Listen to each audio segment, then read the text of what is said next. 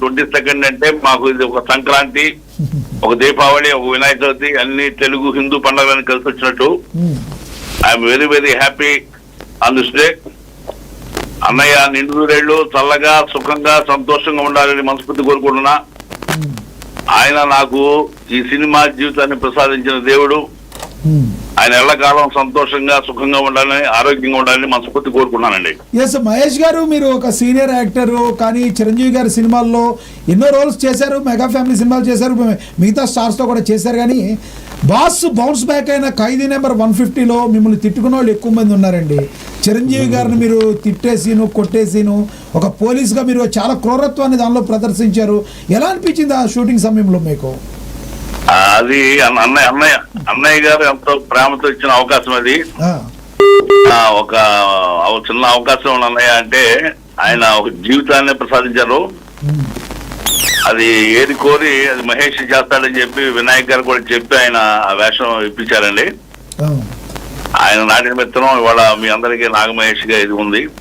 అంటే ఆయనతో ఆ సీన్ లో యాక్ట్ చేసేటప్పుడు చిరంజీవి గారిని కొడుతున్నాం కదా, అభిమానులు ఎవరన్నా గుర్తుకు రావడం మీ మైండ్ లో అలా అనిపించింది? ఎవరన్నా కోపం పెట్టుకుంటారా నా మీద అని?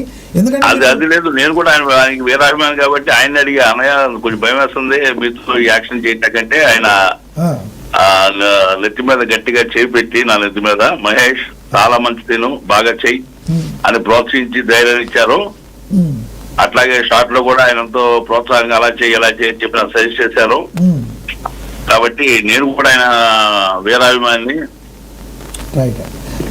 కాబట్టి ఆయన ప్రోత్సాహంతో ధైర్యంగా చేశామండి.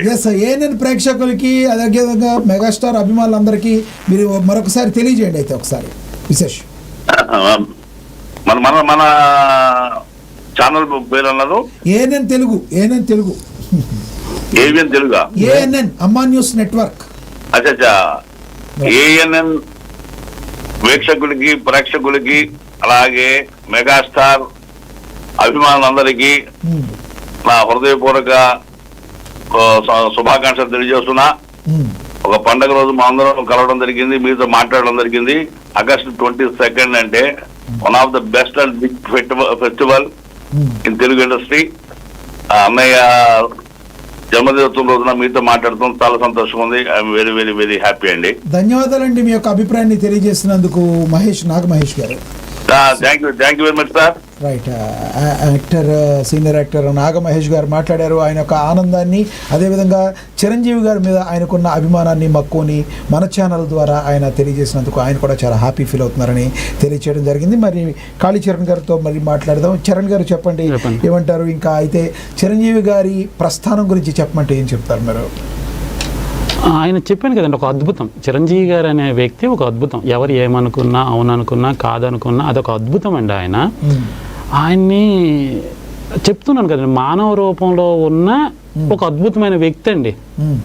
ఎంతోమందికి ఇన్స్పిరేషన్, ఎంతమంది ఒకరు కాదు ఇద్దరు కాదు, ఆర్టిస్టులకి, డాన్సర్లకి, డాన్స్ మాస్టర్లకి, డైరెక్టర్లకి, అలాగే బయట బిజినెస్లు చేసుకునే వాళ్ళకి, అన్ని విధాలుగా అందరికీ కూడా, చదువుకునే వాళ్ళకి, ప్రతి ఒక్కరికి కూడా చిరంజీవి గారు ఒక ఇన్స్పిరేషన్. ఎందుకంటే ఒక మనిషి ఎదగాలనే కదా ప్రతి ఒక్కరు తాపత్రయపడుతూ ఉంటాడు.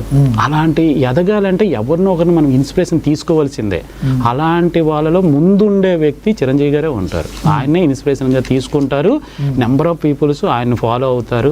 మంచికైనా అంటే సేవ చేయాలనుకున్నా, ఏదైనా సాధించాలనుకున్నా, మంచిగా చదువుకోవాలన్నా, మంచి జాబ్ చేయాలన్నా, ఫ్యామిలీని మంచిగా చూసుకోవాలనుకున్నా, అందరం కలిసే ఫ్యామిలీ మొత్తం ఉండాలనుకుని చూసుకోవాలనుకున్నా ఫస్ట్ చిరంజీవి గారిని చూడాలి. ఎందుకంటే ఆయన ఫ్యామిలీ మెంబర్స్తో, నిజంగా పిల్లలతో కానీ, ఫ్యామిలీ మెంబర్స్తో కానీ, సంక్రాంతి, దసరా, ఏ పండుగ, ఏ ఫెస్టివల్ అయినా సరే అందరు కలిసి ఉంటారు. నిజంగా అన్న చెల్లెలు అందరూ కూడా, తమ్ముళ్ళు కానీ, చెల్లెలు కానీ, వాళ్ళ పిల్లలు. ఒక రకంగా చిరంజీవి గారిని సేవా రంగం వైపు అప్పట్లో ఇప్పుడు మీ ఏజ్లో ఉన్న వాళ్ళందరూ